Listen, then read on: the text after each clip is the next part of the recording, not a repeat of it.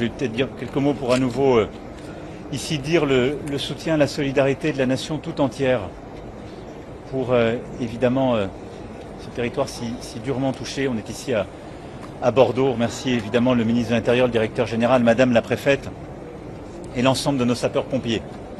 Je veux ici dire que nous n'oublions pas nos 2 sapeurs-pompiers qui sont morts dans ce combat contre le feu il y a quelques jours. L'ensemble de leurs frères d'armes sont tout de suite repartis au combat pour lutter contre ce feu totalement inédit. Et donc notre pays est touché, évidemment ici en Gironde, dans les Landes, dans le Tarn, dans le Var, en Corse, dans plusieurs autres territoires. Un feu qui prend une nature inédite par son ampleur, 116 000 hectares depuis le début de cette saison de feu, ce qui est inédit et un record depuis la Deuxième Guerre mondiale. Et un feu particulièrement virulent ici en Gironde. Au moment où je vous parle, le feu est fixé, ce qui est une bonne nouvelle dans les Landes, mais on continue de se battre. Il a été stabilisé, comme on dit, mais il continue d'être virulent. Il faut être extrêmement prudent pour les prochaines heures et les prochains jours dans notre département ici de Gironde. Et donc je vais ici redire tout notre soutien évidemment à nos sapeurs-pompiers, à l'ensemble de nos forces de sécurité civile, aux militaires qui sont venus les soutenir, à l'ensemble des soignants, aux forces de gendarmerie, de police qui se sont mobilisées et à toutes les forces vives qui sont venues aider. Soutien entier, nous gagnerons ce combat pour protéger. Durant tous ces derniers jours, le travail qui a été fait a été un travail remarquable pour protéger les populations civiles. Et je veux aussi saluer nos maires qui ont eu parfois beaucoup de populations déplacées, qui ont accueilli d'autres populations. Et je les sais aussi extrêmement mobilisés avec beaucoup de bénévoles. Je veux également avoir un mot pour dire le soutien, la solidarité de la nation pour celles et ceux qui sont déplacés, qui depuis plusieurs jours sont sur des lits picots, dans des gymnases, qui vivent, je le sais, dans l'angoisse, dans la peur. On a eu plus de 200 000 personnes qui ont été déplacées, des touristes, mais aussi des résidents, dont on a pris soin. Ce sont des vies qu'on a sauvées, mais évidemment dans des conditions très difficiles. Et donc on va tout faire pour qu'ils puissent, dans les meilleurs délais, mais en toute sécurité, revenir chez eux. Voilà l'état de la situation, et donc une avancée et un feu contenu fixé dans les Landes, une situation qui est encore très difficile en Gironde. Le maximum des moyens sont mis. On a ici des sapeurs-pompiers de la France entière qui ont été déployés, une vingtaine de colonnes de feu, des moyens aériens inédits, plus de 1500 militaires qui ont été déployés. On va continuer. Et puis également des pare-feux qui ont été creusés et qui ont été bâtis dans les derniers jours. Et on continue pour justement casser la route du feu. Et je salue aussi l'ensemble des forestiers et des services qui ont permis de faire cela. Je vais maintenant répondre à vos questions. Il y a beaucoup de débats sur les moyens qui ont été mis en œuvre. Est-ce que vous considérez qu'ici, le maximum, vous parlez du maximum de moyens mis en œuvre, est-ce que la totalité des moyens nécessaires ont été mis en œuvre? Plus généralement, face aux évolutions climatiques de ces dernières années, est-ce qu'on n'aurait pas dû anticiper plus tôt et plus de moyens? Et ne faut-il pas, concernant l'avenir, en anticiper plus et plus vite? Écoutez, en 2017, on n'avait pas commandé de Dash, qui sont, vous savez, ces avions qui permettent justement d'agir. Depuis 10 ans, on n'avait pas commandé de Canadair depuis 15 ans, et d'ailleurs on n'en produisait plus. Je me félicite de ne pas avoir attendu ces feux et d'avoir, dès 2017-2018, pris les premières décisions. Je me félicite ensuite qu'on ait pu commander justement ces nouvelles capacités, y compris hélicoptères, qu'on ait changé notre organisation, parce qu'on devait répondre au drame qui était advenu quelques mois plus tard avec nos trackers et des pilotes qui étaient tombés, parce que ces trackers étaient trop vieux. Et donc on n'a jamais attendu. On a été là en avance, on a investi. Et vous savez, durant ces 10 dernières années, on a quasiment doublé le budget de la sécurité civile. Doublé. Donc j'entends beaucoup de gens qui sont là à commenter, mais on n'a pas attendu. Ici même en 2022, vous vous en souvenez peut-être, on a décidé un pacte capacitaire et il a été respecté. La nation a réinvesti. On a fait un Beauvau de la sécurité civile et on a décliné les choses. Et puis on a complètement changé notre organisation sous le pilotage du ministre, du directeur général. C'est-à-dire qu'aujourd'hui, on a d'abord redoté la nation. On a des SDIS aussi qui se dotent et qui empruntent durant les saisons. Ce qui fait qu'au moment où je vous parle, on a 67 aéronefs qui sont mobilisés en France. 67. C'est un record historique. C'est ceux qu'on a, 38 en propre, puis c'est ceux qu'on loue pendant la saison et qu'on mobilise, ce qui est d'ailleurs exactement ce qu'il faut faire et ce qui est le fruit des travaux des dernières années. Il n'y a pas de rupture à cet égard. Le taux de disponibilité était de 90% en début de saison, il est de 70% et c'est bien normal parce qu'on les fait contribuer au feu.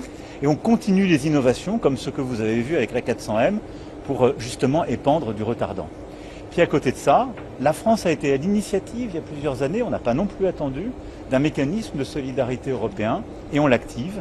Et on a une douzaine de moyens qui viennent en plus là et qui en fait nous permettent de compenser l'écart entre 70 et 90% de disponibilité de notre flotte.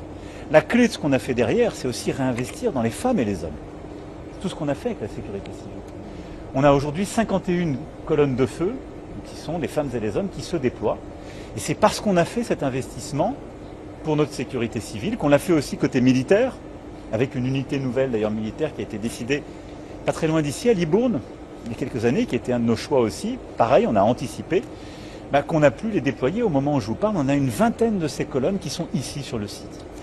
Donc voilà, je pense qu'on a mis le maximum de moyens, il y a une mobilisation très forte de tout le monde sur le terrain et je veux vraiment ici les en remercier. Et vous savez, on fera tous les retours d'expérience et je m'en porte garant pour continuer de s'améliorer comme on l'a fait à chaque crise. Mais on a anticipé collectivement. Il y a eu un très gros travail qui a été fait, la nation a réinvesti dans tous les domaines civils, militaires. Mais au moment où on se parle, il faut qu'on soit unis et en action. Il y a des femmes et des hommes qui risquent tout pour protéger, qui se battent contre le feu. Tout ce qu'on doit faire, c'est les aider. Et donc moi, j'ai plein soutien à nos pompiers, nos sapeurs-pompiers, nos militaires, nos bénévoles, tous ceux qui contribuent. Je veux remercier nos forestiers qui ont tout de suite été faire ces pare-feux de manière admirable et c'est une fois encore. Je veux remercier nos agriculteurs qui ont été là, qui ont amené des capacités, qui ont aidé. Il y a une chaîne humaine qui s'est faite et évidemment remercier nos maires et tous les bénévoles. Et là, voilà, on est une seule équipe. On est tous groupés, on y va, on se bat pour gagner la bataille du feu.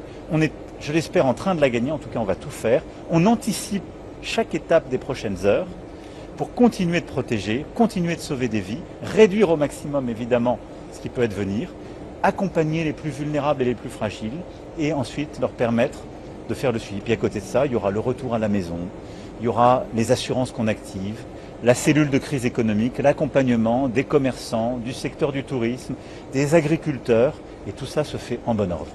Et évidemment, on fera encore tout pour s'améliorer parce qu'on doit continuellement s'améliorer, évidemment. Le ministre de l'économie a évoqué 13 000 entreprises pour lesquelles l'activité a été arrêtée. Comment justement l'État prévoit de les aider? Est-ce qu'il y aura des fonds d'indemnisation pour leur permettre de surmonter cette épreuve? Oui, il y a une cellule de crise économique. D'abord, il y a une cellule ici animée localement par Madame la Préfète, sous l'autorité de Madame la Préfète, avec toutes les forces vives. Il y a une cellule nationale qui va se réunir tous les jours. Et évidemment, on va accompagner. Premièrement, il y a les entreprises qui sont bloquées dans leur activité. Parce que tout est arrêté, parce qu'elles n'ont plus de chaînes qui sont préservées, parce qu'elles ont dû déplacer des choses. Donc on va les accompagner, les entreprises et les travailleurs. Ensuite, il y a des entreprises qui ont parfois perdu des capacités de production. Celles-là, on va les accompagner avec les assureurs pour qu'elles puissent justement être indemnisées.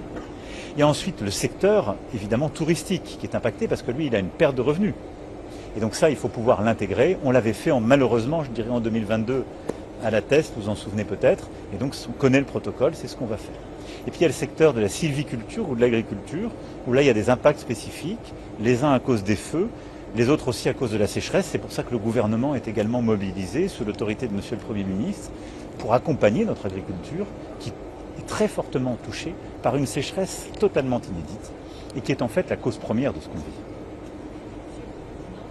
Tout à l'heure, on entendait dans les échanges la volonté de pouvoir mobiliser des moyens aériens nocturnes. Est-ce que vous pensez que ça pourra être fait dans les prochains jours? Et par ailleurs, des partis politiques, notamment Marine Tondelier, demandent des discussions avec les parlementaires à être mieux informés, éventuellement reçus. Est-ce que vous comptez vous entretenir avec les forces politiques françaises? Merci. Écoutez, d'abord, cette demande a été évoquée parce que justement je suis aussi là pour ça, apporter le soutien de la nation, venir encourager, venir écouter. Donc elle est remontée pour la première fois là. C'est aussi lié à une condition un peu particulière qu'on a vue ces derniers temps, c'est-à-dire une nuit très chaude où il n'y a pas de répit et où il n'y a pas non plus un peu de clémence qui est apportée durant la nuit. Et donc face à ça, il faut qu'on s'adapte, et c'est ce que je vous disais, qu'on s'innove, qu'on s'améliore. Les moyens aériens que nous avons déployés, notre doctrine d'intervention aujourd'hui ne permettent pas de le faire. Et donc on va regarder dans les prochaines heures deux choses, les capacités militaires éventuellement qu'on peut mobiliser et les capacités avec certains prestataires privés qu'on peut mobiliser. Et donc je ne peux pas, je dirais sur le siège au moment même vous apporter une réponse, mais tout de suite le ministre, le directeur général et également les armées sont mobilisés pour apporter une réponse dans les meilleurs délais à cette demande et aussi aux spécificités de ce qu'on est en train de vivre. Vous savez, il faut avoir beaucoup d'humilité, ce qu'on vit est très atypique. D'abord, au moment où on se parle, je le disais, hein, je pense sous le contrôle du ministre, l'année dernière on a eu 70 000 hectares de brûlés. C'est ça, hein? Oui, en 2022. En 2022, pardon, qui était déjà le record des dernières années. 70 000 toute la saison des feux 2022. Au moment où on se parle, on est à 116 000. Vous imaginez? Donc l'année 2026, elle est extraordinaire, elle est atypique complètement. Et ça sur un terreau qui est une extrême sécheresse. Extrême sécheresse ici et sur toute une bande qui va au fond du littoral ouest jusqu'au nord-est et puis dans toute la bande sud-est et en Corse. Et donc il va falloir qu'on résiste, mais c'est ça en fait, c'est une matière organique qui est là parce qu'il y a eu beaucoup de pluie qui a fait monter une végétation extrêmement abondante au printemps, au tout début d'été, puis une forte vague de chaleur qui a beaucoup asséché cette matière et qui en a fait un combustible absolument terrible dès qu'il y a un début de feu. Donc face à ça, on a eu des événements qu'on ne connaissait pas. D'abord, on sait que cette forêt des Landes et de Gascogne est extrêmement dure à maîtriser.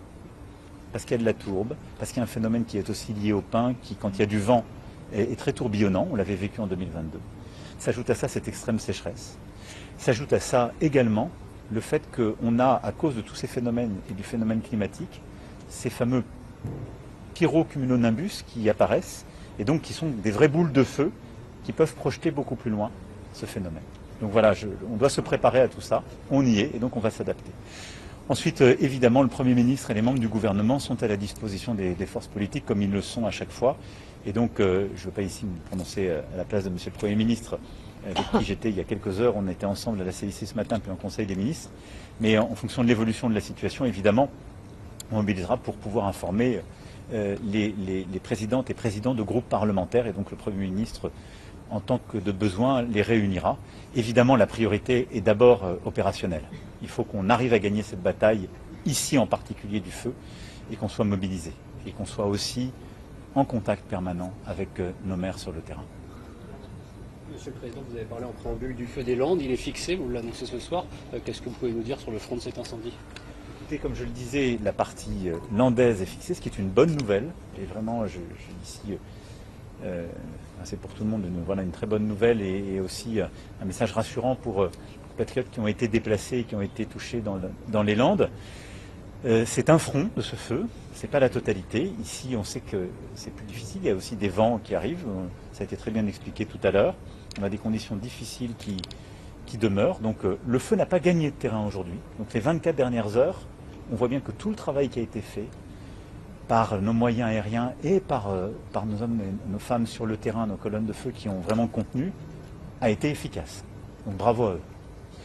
Je crois qu'on a aussi amélioré les choses par les pare-feux qui ont été finalisés, donc on est en bien meilleure situation qu'il y a 24 heures. Maintenant, je reste prudent, à la fois sur la partie sud et la partie est, pour plusieurs raisons. La chaleur va remonter.